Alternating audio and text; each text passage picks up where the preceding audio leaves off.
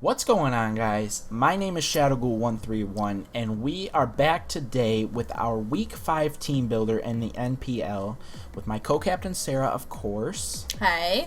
And we're getting ready, the Detroit Red Gyarados are getting ready to take on Nick and the Philly Aerodactyls again. He is 2-2, I believe. I think So, yes. And we, of course, are 3-1 after beating the powerful Toledo Typhlosion last week. And we changed things up a little bit. We've got one person making their debut tonight, and then we changed up just a few other guys as well. So we'll show you guys that as we go along. But starting off the pack here is Reptar, our Sceptile. This is the same set we brought, I think, against Zach. I think. And yeah, we were not prepared for Suicune last time at all, so that is why we brought Reptar, and then later on Ron, our Galvantula, but we'll show you guys him later. So we've got the grass coverage there with Leaf Storm, more Dragon coverage as well, and I think Dragon Pulse, no, it doesn't have any additional effect, but he's got Earthquake and Focus Blast as well, which are really going to hit pretty hard. Actually, I don't know why we have Earthquake on there and then a minus attack stat, but we'll look into that and maybe change that up before the battle.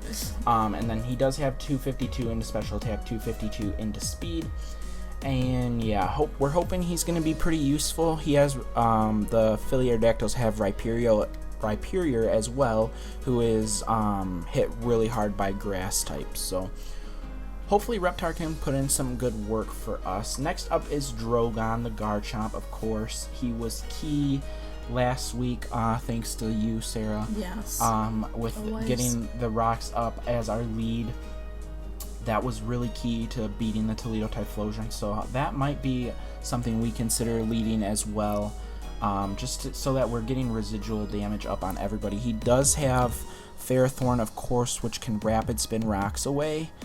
But I think Dragoon is going to be tough enough to hang around and maybe even set him up more than once if we need to later on down the road. Of course, he also has Dragon Tail, which forces the switch, Earthquake for some powerful stab, and then Poison Jab to try and inflict. There's a 30% chance to poison there, so hopefully we can get some poison up on a few people and just start whittling them down. If you guys remember our battle against Nick the last time was a stall fest with just a lot of switching and recovering and stuff, so we're hopefully going to try and just put the pressure on early and hit things as hard as we can and take away any of his stall options. So then Dragoon has 252 into attack, 252 plus into speed, and 4 into special defense.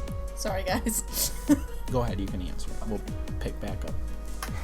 Alrighty, and next up we have Ginger, who is the same Ginger we've been bringing the whole time. She's been super key with Recover and just how bulky she is and her defense and HP investment.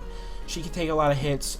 She does a lot of damage for us as well, of course, with Scald and then Ice Beam. We've got Haze this time to eliminate stat changes in case that Suicune or any of the other dogs want to come in and get off a Calm Mind or anything like that. We need something to get rid of that, because if he sets up 2 of those on Suicune, that thing just becomes crazy dangerous. So Ginger hopefully will be key for us in terms of that. And next up, of course, is Petunia, who has been super useful as well. When we drafted her, I wasn't so sure. I was like, I don't know about Florges, but I've been really impressed. She takes hits really well. She's really defensive anyway, and then we fully invest her as well with the 252 plus and into HP as well. And we have Protect on there, so we can scout moves out if we want, or stay in when maybe he's expecting a switch, things like that. So of course she knows Moonblast as well, and then Psychic, just to have some Psychic type coverage. Moonblast is going to hit really hard. It's 95 power, and then Fairy Stab is just really useful too. And Aromatherapy, of course, again, which gets rid of the party's status conditions in case he gets burns on us or toxic or anything like that. We have Aromatherapy to take care of all of those things. Mega Camerupt is next. Humphrey, we don't use him as much as I thought we were going to, just because his speed is just horrendous. Yeah. Base 20, but I think that's what Mega Sableye speed is as well. I'm not positive on that.